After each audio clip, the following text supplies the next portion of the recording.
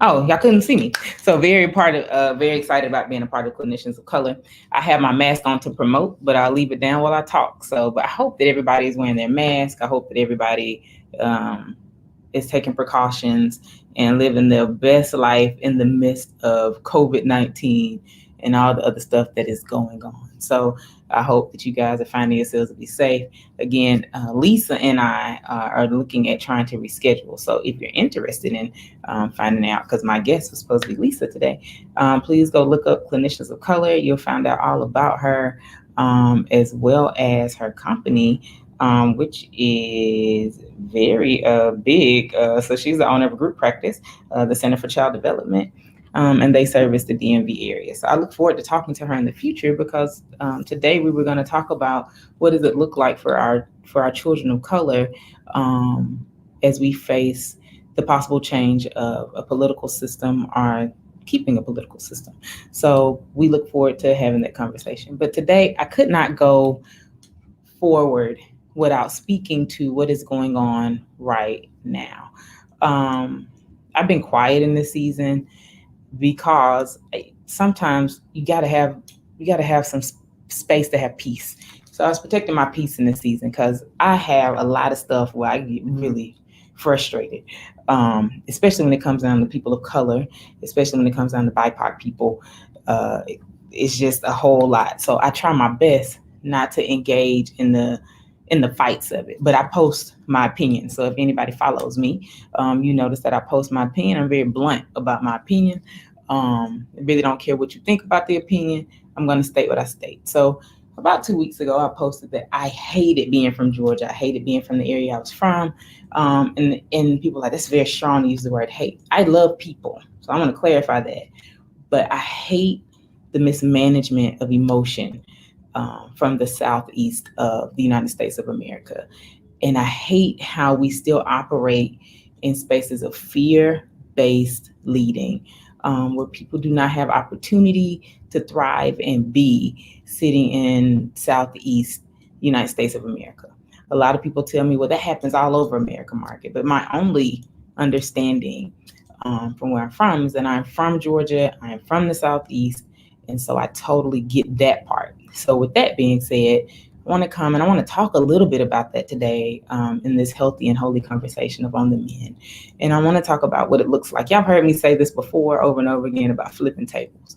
And so, we often sit back and we ask this question. And I don't know if it's a Southern thing. I used to have a bracelet and everything, but what would Jesus do?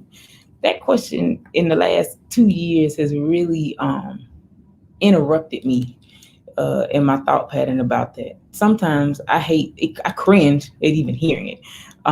It almost disgusts me when I hear it because it speaks to the space inside of, I don't want to call it white fragility because Black people even ask this question, but it speaks to the space inside of us that I want to say for people who identify with Christianity, this Christian fragility. Like, what would Jesus do? In other words, get off me, back up. You can't try me because I got Jesus. But it lets me know also that sometimes we don't investigate the gospels because we ask this question. And so Jesus is kind and Jesus is loving, and this heartfelt, warm Jesus that doesn't approach anything, this passive aggressive Jesus that really doesn't make any sense. And so today I want to talk about flipping tables. And I want to talk about flipping tables before we pray. So this story of Jesus, not a parable, story of an action of Jesus happens. It's two accounts. The first account is in Mark. A lot of you guys will be like, well, no, the first account is in Matthew. No, the first account is in Mark. Mark is the first gospel that's written. And then Matthew came back, and whoever wrote Matthew decided to revise it, decided to move the story around. We find in Mark that Jesus enters the temple twice, and the second time Jesus is at this point of frustration. And this is after Jesus has instructed the disciples to go get a donkey and come in and Hosanna and highest, and they crying out and they laying down everything. This is literally at the height of when we see Jesus. A lot of people preach this as if this is like a beginning moment for Jesus. And so Jesus learned how to measure his behavior. No, this is neither the height of Jesus' walk. And so here's all the stuff. And Jesus enters his temple, he leaves, according to Mark, and he walks by a fig tree. And you can go read it, and because I put the text up there because I want you guys to go and read it for yourself. And Jesus does this stuff, and then Jesus comes back the second time, according to Mark. And Jesus, he looks and he sees that in this particular place in temple, that they're money changers. They're charging people more to purchase sacrifice in the temple because these people need. So you have lepers that are coming, they can't purchase off the street. So they get a better sacrifice if they pay more money inside the temple. They're overcharging people. They're overdoing it. These are the marginalized people that are walking in, that they're keeping in a state of oppression. And so what happens when Jesus sees this? Jesus' response is Jesus goes off. It wasn't a delicate moment of flipping tables. Jesus goes off, and then Jesus announces what the purpose of temple is for. And so I know you're like, well, what does that have to do with being a holy disruption to systematic issues? Well, when are we going to take the time to announce what temple is for? I'm going to define temple today because y'all know I come from social work perspective. I come from a social thought, and I look at this from a biopsychosocial spiritual space. When are we going to have the courage? When are we going to have the space? When are we going to sit in the beauty of our humanity and start to announce what the temple, who we are, is for? Because in today's age, this is really scary. It's really hard to sit with. Because when are we going to start flipping tables and start making announcements and start walking in spaces of being holy disruptions? It's really hard to see and watch as we sit back and we allow things to happen and we allow things to not be accepted. And so, again, I always tell you guys, I love the Old Testament. Oh my God, I love the Hebrew Bible. And so I can't leave that out today. And so some of this text in Mark and Matthew kind of leans into, and I'm not a believer that the Old Testament is like literally this thing that infuses into New Testament. No, one was written in Hebrew and one was written in Greek. I don't think that one doesn't inform the other, though. As they had the scrolls, they could read them, they could see them. But in this case, I think this is very amazing how these writers come. And I'm looking at Jeremiah 7. And as I did my research for today, I go and I'm led to Jeremiah 7 per the research. And I'm stuck because the research tells me to go read Jeremiah 7 in verse 11 that lines up with this temple language that Jesus uses. But I'm kind of stuck at verse 3 and 4. And this is what Jeremiah 7, 3 and 4 says. Thus says the Lord of hosts, the God of Israel, amend your ways and your doings, and let me dwell with you in this place. Do not trust in these deceptive words. This is the temple of the Lord, the temple of the Lord, the temple of the Lord. And I got stuck right there because I was like, what are you saying? What is that? What does that have to do with now in society? Then I moved to 5, 6, and 7.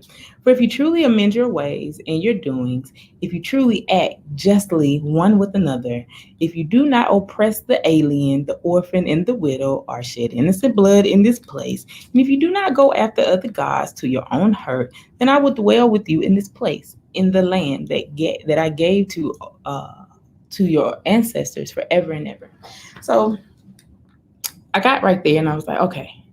So, I'm not here to preach sermons. I want people to hear this. So because we keep using the Bible against people, we keep trying to find ways to prove that this is all the work of the Lord. And at the end of the day, what I'm reading, what I'm understanding is maybe this isn't. Because God said he's not in this mess. So right here in Jeremiah, he wasn't in their mess when they were turning away the alien. So the alien is the person who is probably going to be considered today the person who has moved here from another country, or an immigrant. How about that? Orphans, those who are left without. How many orphans have been created because we're shooting and killing people despite their past? Like, because today I even read through comments that people deserve to die because of their past. Wow. Like, I think that's big. And then the person had the audacity to talk about a forgiveness space. And I was like, so we're killing people because of their past, but then we want to say we should all walk in forgiveness. of what happened 400 years ago. I'm confused on how we get to walk in fragility like that. And that's white fragility. Like, I don't want to talk about what's going on right now. So forgive us for over 400 years ago, but we're going to kill these BIPOC men and women because of something they did 10 years ago. We're not going to walk in forgiveness. Confusing to me. But again, I love when it says, do not trust these deceptive words, because you can't live in that double-minded state. It's pretty crazy, right? And so I come to you today to ask about, what does it look like to amend?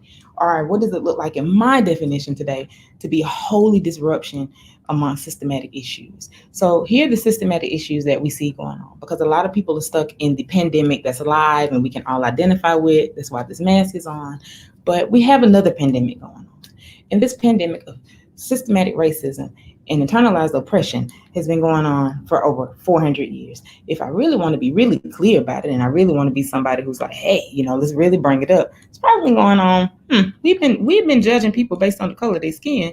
Well, according to the Bible that I read, we've been looking at that for a really long time. And people don't really like to talk about it. But even the God that we serve justified taking over nations for the chosen people based upon who these people were. So let's talk about the systematic issue at hand. So being a holy disruption doesn't mean that I'm finna go out and blow stuff up. I'm not asking people to do that, but I am asking people to point out truth when it shows up. And it's hard, because to sit in the truth of what American soil looks like, it's full of blood. It's full of murder, and it is literally full of raping and robbing and distortion. It's full of all of that.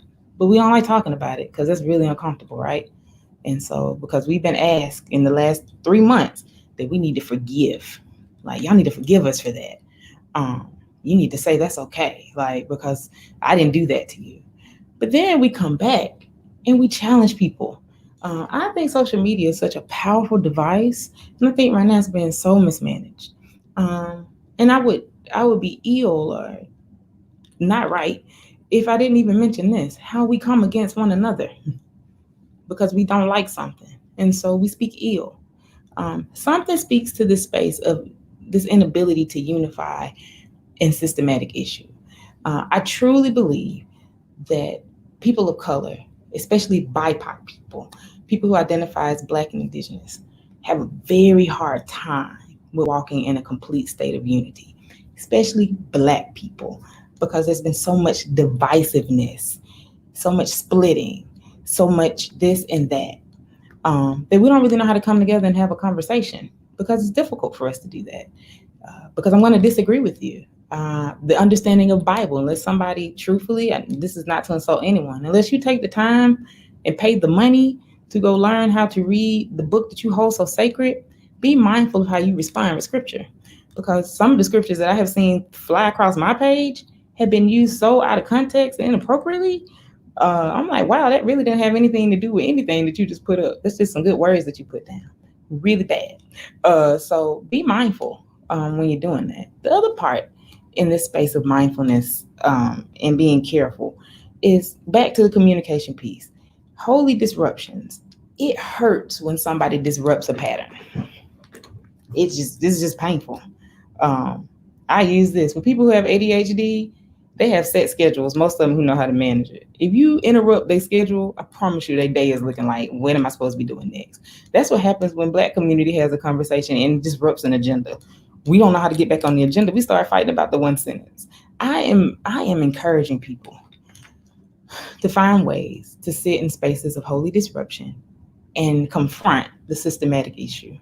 I'm at this point, I'm not even blaming any side, because I don't want this platform today to be one like Margaret came against white people, Margaret came against this. No, I really want people to sit down and have a conversation. We are literally sitting in a climate change. This climate change is crazy. And so you just had a whole DNC convention, love the Democratic National Convention, by the way, that threw shade the whole time, and then told people it didn't matter. Like, they were so upset. We just need to move into a place where the government is turned back into a governmental entity instead of one that's oppressing people and looking like a dictatorship. I hope I'm not the only one that's seeing it like that. Clearly, the DNC saw it like that. And so today, we're in this space of the Republican National Convention. And I mean, I don't know. This is just Margaret speculation, but it's being held in the Queen City of Charlotte. And you have where the president of the United States is even going to show up to receive the nomination. He's staying at the White House. And you have it becoming such an issue of just Democrat versus Republican that people are missing the systemic issues that are happening right now.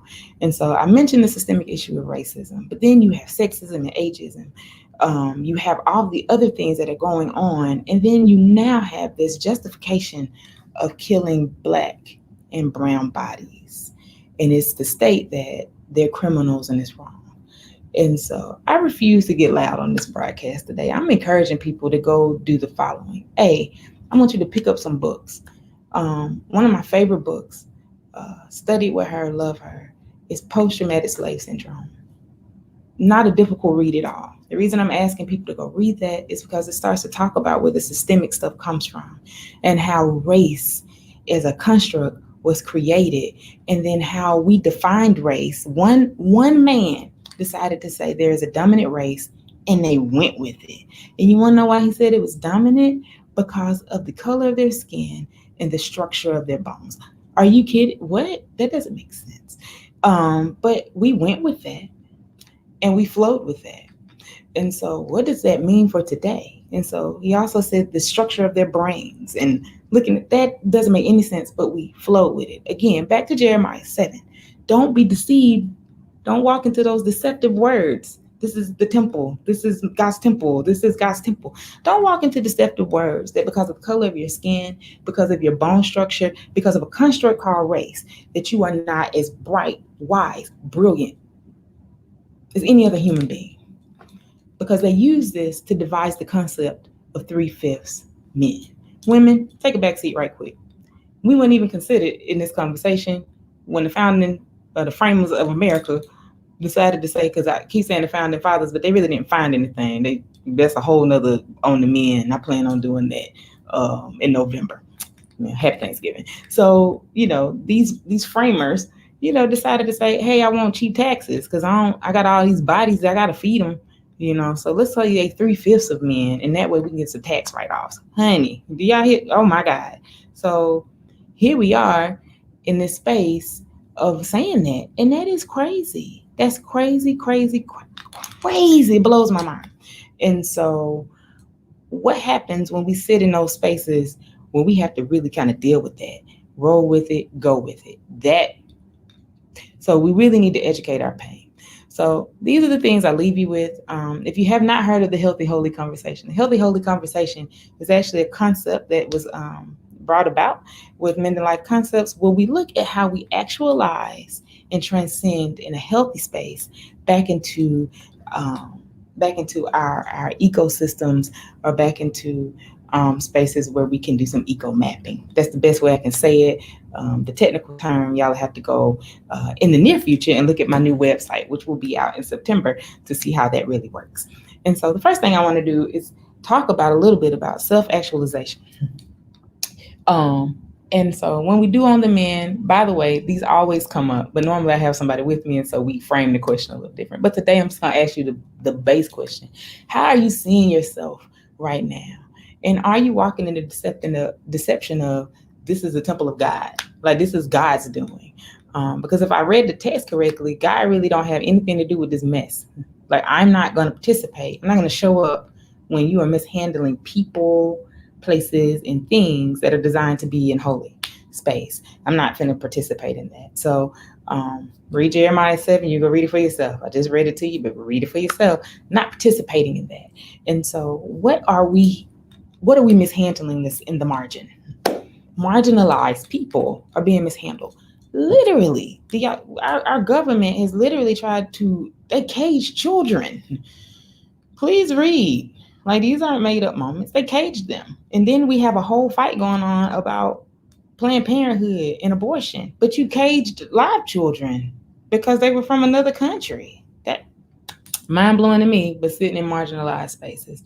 Or we're going to go ahead and say, hey, we're going to cut this particular funding. knowing that that is the funding that's literally fueling and taking care of people because we live in a democracy. But I'm just gonna cut that short. I'm not gonna do that. Or I'm gonna take up mailboxes in places that this is the only place that they can actually send their mail. You so worried about an election, you forget this is the only place somebody can go drop their mail to pay their light bill. And you taking the mailbox. They can't get to the other side of town. What are you doing? That's crazy. Sitting in spaces of marginalization. And so let's talk about it. So base needs. I am finding now that in America, a lot of people base needs are not met. I've been a social worker for a very long time, in my opinion, because now I'm older. And so after almost 20 years of doing this work, we still have the space where people's base needs are not met.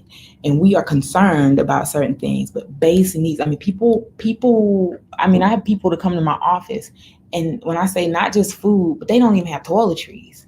I mean, I have people to come sit in my office, and the first area to use the bathroom, because they took the bus to come see me, was the bathroom in my office. So I'm like, oh my God, I don't have spaces for that. And so what happens when the base needs in our communities are not met? Then people are not thinking straight and they start to grasp and move. There's also a base need that I consider, and this is Abraham Maslow work. And that base need is human connection. Abraham Maslow calls it sex, but that human connection. How many of us are sitting in spaces where we are displaced and we are isolated? We don't have the connections we need to thrive. I want you guys to sit with that today, because marginalized people have to deal with this all the time. And so those who sit in the margins, and a lot of people have chosen a chosen family because they don't know they can't even get to their biological family, nor can they fit in or go within community. So here we are in this space, flipping tables, being holy disruptions so that we can confront systematic issue, and then we can't even get our base need met. So for those who are not connected, this one is for you. Safety. Y'all, do we feel safe? Like, are we sitting in spaces of safety? Like, are you physically safe? I have to ask that to BIPOC people all the time. Are you physically safe? I see a lot of Black men. I have to ask them, do you feel safe where you are physically? A lot of them are like, I literally pray walking to my car for my job because I don't know if that's going to be the day that I get shot. So we are taking on this intergenerational traumatic experience. It's not just happening in Wisconsin. It's not just happening in Minnesota. It's not just happening in Georgia. It's not just happening in Texas. It's not just happening in Ohio. It's literally happening within our bodies, and we're feeling it, and we don't know how to really adjust to it. I purposely am not going into detail about what happened yesterday, purposely not saying that young man's name, and purposely not mentioning the amount of children that were sitting there, because we are already sitting in spaces of experiencing this trauma porn. It's all over social media. It's all over news. It's everywhere, trauma porn. And so I'm not going to do that today, because today, are we safe physically? Are we safe emotionally? Where are your emotions right now? How are you grounding yourself? How are you loving yourself today? How are you showing up for you today? Those are questions that I really need you to ask and sit with. What are you looking like? And can you even experience your emotion today? Like, do you know why you're feeling that way? If your body's heating up every time you listen to the news, do you know why your body's heating up? What is that emotion? What is it doing? And are you safe?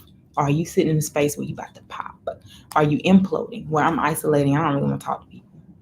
Or are you doing good self-care and managing that? Are you socially safe today? Like, are the communities and spaces that you're sitting in, are they able to receive you in all of your humanity today? Some of us have to code switch all the time. Can I be honest? Like, consistent code switching. I don't know how some of us make it on our jobs. And some of us right now sitting in social space where you stuck in the house because your kids are stuck in the house because they're at school right now. And if you're tuning in, you sneaking in watching this right now because it's the only time I got. So what happens when our social systems begin to change and we're not responding to them? These are places that we need to consider, because this is how our community is going to have to heal. Jeremiah 7 said, we will start to amend in this process when we start to recognize what we are taking for granted. Those who are aliens, that's what he used, but our immigrants. When we start looking at people who are sitting in the margins, when we start paying attention to taking care of things that are sacred, your body, your humanity, sacred. Just want to put that out there. And then, are you sitting in spaces of safe spirituality? When I tell you I have never seen so much divisiveness among people who say that they are Christians, I'm purposely using that word. Like wow, it is amazing me. Like we're literally fighting over who's better than the other person. I've never seen it in my life. I've never seen it in my life. Like I know a lot of Christians may not agree, but literally we fighting people for stuff that really don't have anything to do with Christianity at all. Like Jesus wouldn't do that. No, because where do you find Jesus even attempting to do that? Like we making up stuff. We put stuff on Jesus. Like that is not of the Lord. Do you know? But have you taken the time to study the original pieces? Like I don't know if it's of the Lord or not. The way you're talking, what I do know is that God isn't going to sit here in this mess of us mishandling people and putting people back in the margins and oppression them. That's not it, because we're supposed to walk in ways of justice. But we don't like reading those texts. Those are very uncomfortable. All right. Do I belong here? Like some of my people are dealing with a lot of stuff today. And that's a whole nother thing to go into. The thing is, am I belonging in my environment? Not only am I feeling safe, but am I belonging to it? Because this environment is hard to walk in right now. It's difficult. Like death is becoming a norm, either from COVID-19 or somebody getting killed. It's putting that out there. And then esteem. I love how Joy DeGruy defines esteem. She literally says that we walk in a lot of efficacy. So we're starting to say, I'm pretty, I like my hair, I like my clothes. But esteem is how I hold myself in regard. How are you seeing yourself a part of system? And how are you seeing yourself in this place of internal system being self-led, like full of energy to lead? And how are you managing your parts? That's all clinical what I said. So what it's saying is all this stuff that's coming up and popping up, all this stuff that's making you want to throw up, all the stuff that's putting you in spaces where you just want to isolate because you want to deal with people. What's being tagged so that you can bring yourself back in, ground yourself, and sit yourself in a space of high regard? I know who I am. I know who I am. And then we actualize. So if you can do these steps today, and you can see who you are, then I'm inviting you to do that. If you can't, I'm inviting you to walk these steps and do these processes, because today is another day that we are experiencing another death, that we're experiencing another state of racism, another state of sexism, another ism. It's another day. It's another day where we're hurting. It's another day that we lost someone to COVID. It's another day that somebody's not doing something about it. It's another day that we mad at the government. It's another day. But what are we doing to hold ourselves so that we can look at how we can be a part of change and activation? How do we transcend? And what does that look like? And then what system do I belong to at this time? What's a healthy space for me? What's healthy? What is it? How is it helping? Because healthiness in this space is really important. It's difficult when you can't see yourself in spaces that are healthy and you got to function in them every single day. I'm asking, especially my BIPOC people, if you got time off, take it. That's a holy thing to do because you earned it. Use your time off instead of trying to save it to Christmas, because Christmas might not come. Can I be honest? So use it. If you are overwhelmed and overburdened and you're not finding where these places are balanced, please take time and move away from it, because our systems now, we're not able to hear each other. We don't see what's going on. And again, we keep finding spaces where this is supposed to be right. But I'm going to read, can I read it just one more time? I'm going to read it again. Amend your ways and your doings and let me dwell with you in this place. That's God talking in Jeremiah 7. I did not come to preach. But amend your ways. Again, we keep saying the end is coming. But God is saying, I'm not even going to sit in it. Like, I'm not sitting in that mess. Like, I can't dwell with you because your stuff's so jacked up. Do not trust these deceptive words. This is the temple of the Lord. The temple of the Lord, the temple of the Lord. Can I be honest? Because these people were sitting in spaces of oppression and spaces where they were in exile, right? Yeah, okay. Because I know a lot of y'all already jumped Jeremiah 29:11, but we are 7.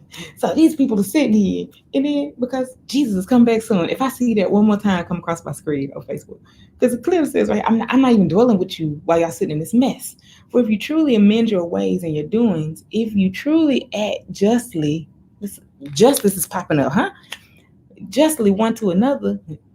If you do not oppress, like hear me, with this systematic racism, this internalized oppression.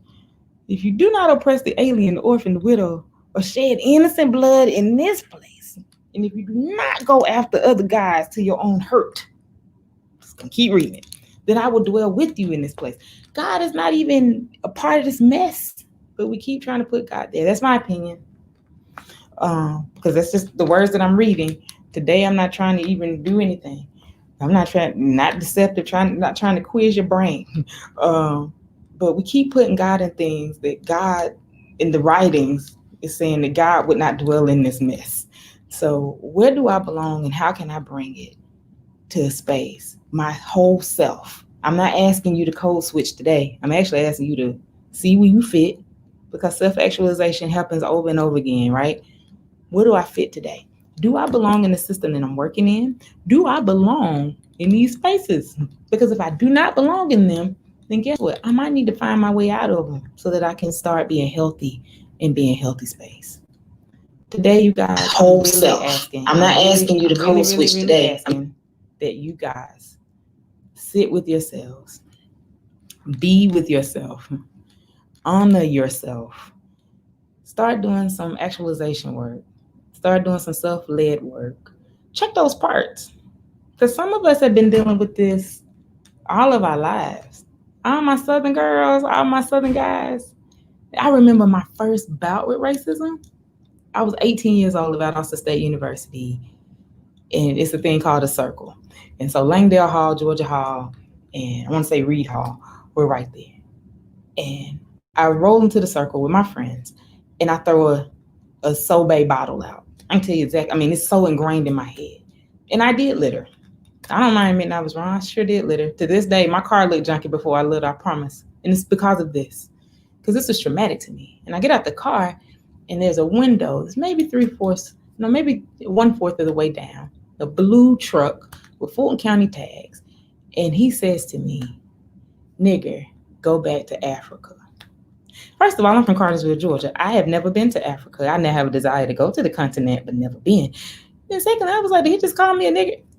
Yeah, I was so confused because I heard ER. Like I never heard that towards me. I was confused. And I did use the N word. I absolutely used it today because I want to talk about how important the story was. And my friend, Lakeela Jordan, like I love her, got out because she heard him. And my friend Tiffany Hightower got out and was like, what? And all of my Cartersville brain was like, what just happened? They are speaking to this person who then rolled the window all the way up. And they're like, why would you say that? And I'm thinking, why would you call me that for a Sobe bottle? I come from a place where it was 10 to 15 African Americans in my graduating class, where some of my best friends are white. And I'm looking like, why would you say that over that? And then at the end of this whole thing, I'm still challenged because when the police come, because I'm still in shock, but when the Valdosta State police officer shows up, he looks at me and asks, "Do I want to press charges?"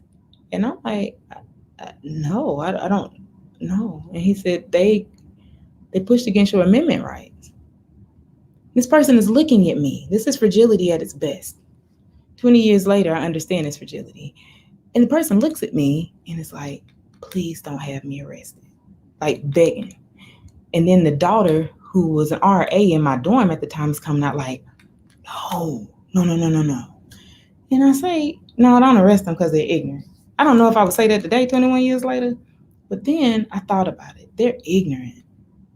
Because your first thought, instead of saying don't litter, was to push against my humanity and tell me to go back to a place that you stole my ancestors from, that I've never been to.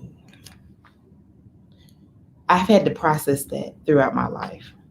And I had to come back and see those spaces of racism that have tagged me.